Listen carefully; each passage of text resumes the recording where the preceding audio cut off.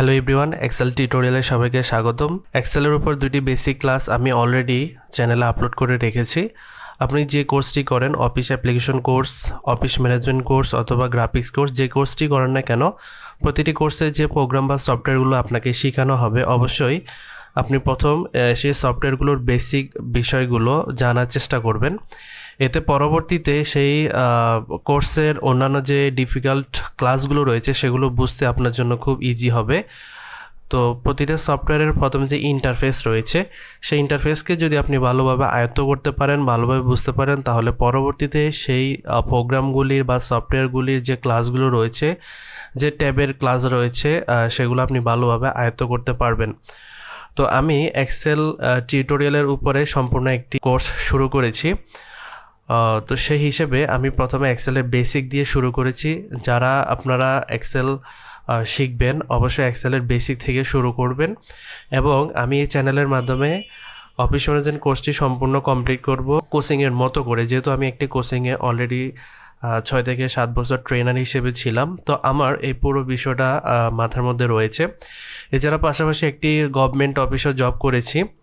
তো গভর্নমেন্ট অফিসে জব করার সময় আমাদেরকে অফিস অ্যাপ্লিকেশনের 3টা সফটওয়্যার অবশ্যই সবসময় কাজ করা লাগতো, সেটা হচ্ছে ওয়ার্ড, এক্সেল এবং পাওয়ার পয়েন্ট। আর এর পাশাপাশি আমাদেরকে ফটোশপটা একটু ব্যবহার করতে হতো, কিন্তু যেহেতু আমরা কোচিং করাতাম, তো সেই ক্ষেত্রে আমাদের ফটোশপ এবং অ্যাডোবি ইলাস্ট্রেটর এগুলো শিখতে হয়েছে।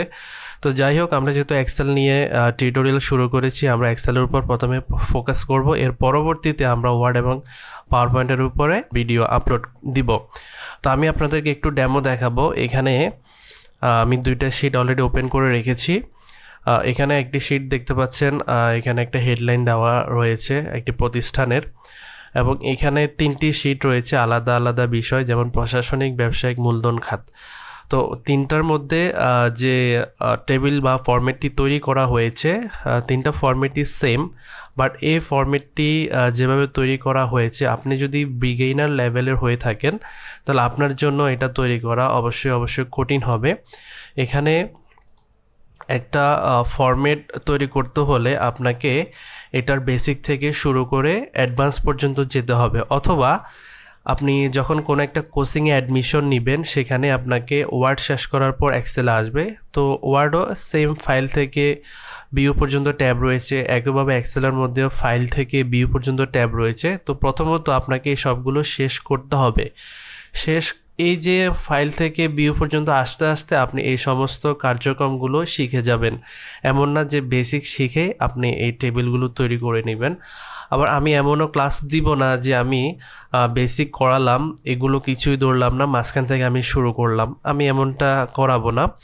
আমি আপনাদেরকে ফাইল থেকে শুরু করে ধীরে ধীরে home, insert, page layout, formulas এদিকে নিয়ে আসব, এবং এর মধ্যে আমাদের টেবিল আমরা কিভাবে ফরম্যাট তৈরি করব, বা ফরম্যাট তৈরি করার টেকনিকগুলো কী কী, এই বিষয়গুলো আমি ক্লাসের মধ্যে ধীরে ধীরে আপনাদেরকে দেখিয়ে দিব।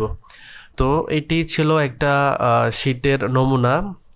আপনি যদি কোনো একটা প্রতিষ্ঠানে জব করেন, আপনাকে অবশ্যই বিভিন্ন রকমের বিভিন্ন ক্যাটাগরির টেবিল ফরম্যাট তৈরি করতে হবে এক্সেলের মধ্যে। আর এক্সেলে টেবিলের কাজগুলো বেশি করা হয়, বিশেষ করে যখন আমরা বড় কোনো হিসাব নিকাশের কাজ করব, তখন আপনি ওয়ার্ডটাকে ব্যবহার করতে পারবেন না। ওয়ার্ড সাধারণত আমরা বিভিন্ন ধরনের লেটার, অ্যাপ্লিকেশন বা অন্যান্য ডকুমেন্ট টাইপ জাতীয় যেগুলো রয়েছে, সেগুলো আমরা সাধারণত ওয়ার্ডে ব্যবহার করে থাকি। কিন্তু যখনই বড় কোনো ক্যালকুলেশন আসবে, হিসাব নিকাশের কাজ আসবে, তখন অবশ্যই আপনাকে এক্সেলটা ব্যবহার করতে হবে।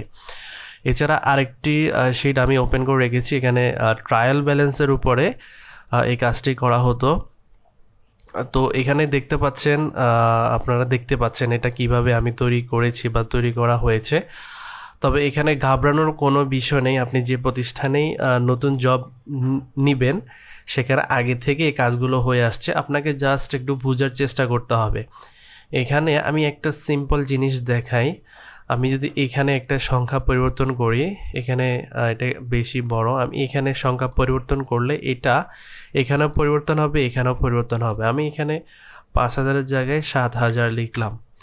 তো দেখেন এটা এখানেও পরিবর্তন হয়েছে, এখানেও পরিবর্তন হয়েছে। এটা মূলত কাজ করতেছে ফর্মুলার উপর। আমরা যেভাবে এখানে ফর্মুলা ইউজ করেছি, ক্যালকুলেশন ইউজ করেছি, সেভাবে এটা কাজ করছে। তো এটা শিখতে হলে আপনি বেসিক শিখে এই জায়গায় আসতে পারবেন না, অবশ্যই আপনাকে এই ক্লাসগুলো করে তারপর এই পর্যায়ে আসতে হবে। আরেকটা বিষয় দেখেন, আমি যেহেতু শিট নিয়ে আলোচনা করেছিলাম বেসিক পর্যায়ে, অনেকগুলো শিট আমরা এই ওয়ার্কবুকে নিয়েছি। এখানে অনেকগুলো শিট আছে, কয়টা শিট আছে ঠিক আমার জানা নাই। তো এই শিটগুলো আপনি নতুন নতুন তৈরি করবেন না, যেমন এটা মাসে একবার করা হয়।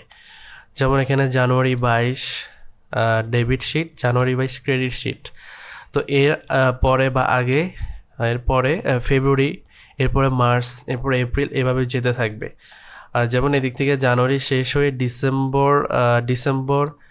ডিসেম্বর থেকে নভেম্বর, আচ্ছা যাই হোক, এখানে উলট পালট হয়ে আছে। সিস্টেমেটিক্যালি হচ্ছে আপনাকে সিরিয়ালে জানুয়ারির পর ফেব্রুয়ারি, ফেব্রুয়ারির পর মার্চ, এই সিরিয়ালে যেতে হবে। তো যাওয়ার জন্য আপনি কি করবেন? আপনি কি এই একটা শিট আবার নতুন করে তৈরি করবেন? কখনোই না। আপনাকে এই শিটটাকে মাউসের রাইট ক্লিক করে মুভ অর কপিতে ক্লিক করতে হবে, যেটা আমি বেসিক পর্যায়ে দেখিয়েছি। তো আপনি যদি সেটি না দেখিয়ে থাকেন, অবশ্যই আমার চ্যানেল থেকে সেটা দেখিয়ে নিতে পারেন।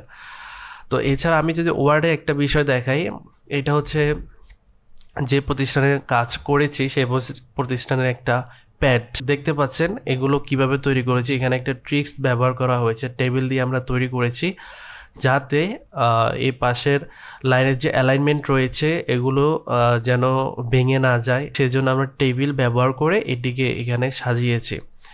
তো আপনি যদি পরিপূর্ণভাবে অফিস ম্যানেজমেন্ট কোর্সটি করতে চান তাহলে অবশ্যই এই চ্যানেলের সাথে যুক্ত থাকুন। আমি হুবহু কোচিংয়ের মতো করে এখানে প্রতিটি টিউটোরিয়াল তুলে ধরবো। তো আশা করি আমি যা বলেছি আপনারা বুঝতে পেরেছেন। কথা হবে পরবর্তী টিউটোরিয়ালে। আল্লাহ হাফেজ।